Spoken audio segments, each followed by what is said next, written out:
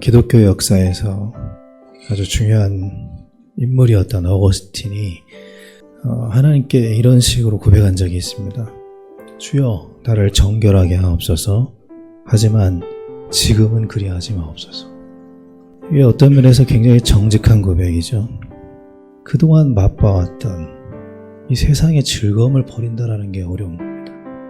이 어거스틴이 말하는 세상의 즐거움이라고 하는 것은 일반적으로 인간이 향유하는 그런 즐거움을 말하는 게 아닙니다. 죄의 즐거움이에요. 죄의 즐거움. 이게 명백히 죄인 줄 아는데 거부하지 못하는 유혹을 가진 그 죄의 즐거움을 말합니다. 이 죄의 즐거움이라고 하는 것은 마치 그것을 마음껏 누리면 그게 자유롭다라고 생각하잖아요. 근데 성경은 그게 자유가 아니라 그것은 방종이고 그것은 우리를 만족시키기보다는 병들게 하는 것이다 라는 것을 얘기하죠. 자, 그런데 그럼에도 불구하고 성도인 그리스도인들 또 하나님의 백성들이 왜 죄의 즐거움에 유혹되는가? 자꾸 빠져드는가? 그 이유가 뭡니까? 성경은 이렇게 말하죠. 죄가 그냥 생기는 게 아니고 욕심이 잉태한 즉 죄를 낳는 것이다.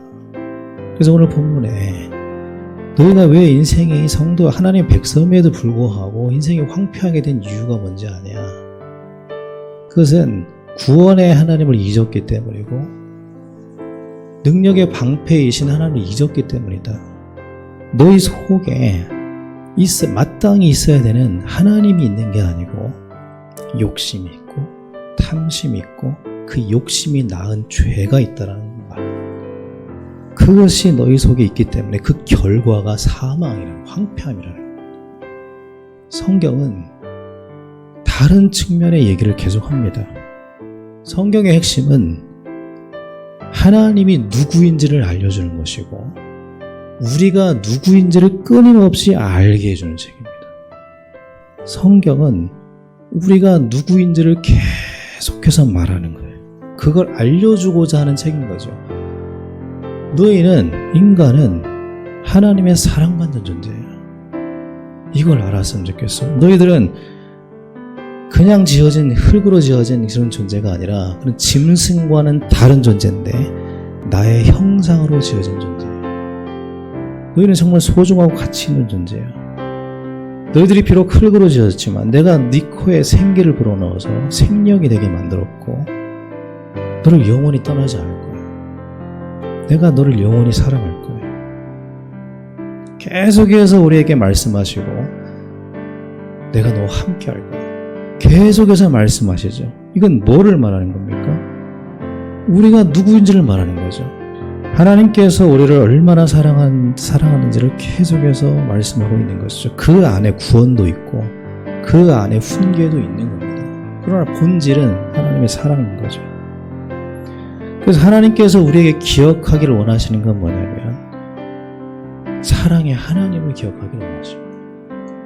우리를 구원하시기 위해서 자신을 내어주셨고 지금도 내어주시고 우리 인생을 지금도 지켜주기 위해서 무너지지 않는 능력의 반석이 되고 계신다라는 거, 이거를 알고 살아내기를 원하십니다. 내가 누구인가라는 질문을 해봅니다. 내가 누구인가라는 그런 분명한 정체성을 갖는 순간 내가 어떻게 살아야 되는지에 대한 답은 나오게 되어 있습니다.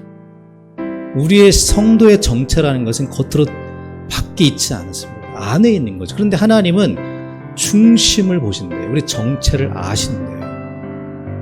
예수님께서는 자기 백성들에게 인정받지 못했고 조롱당하셨고 수치당하셨고 맞고 고난당하시고 죽으셨습니다. 그 여정 속에서 그럼에도 불구하고 예수님은 믿음을 잃지 않고 당당하셨어요.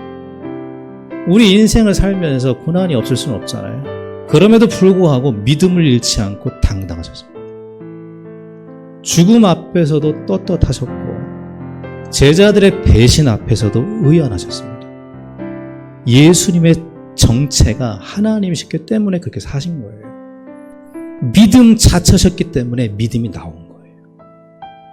감사 자체이셨기 때문에 감사가 나온 겁니다.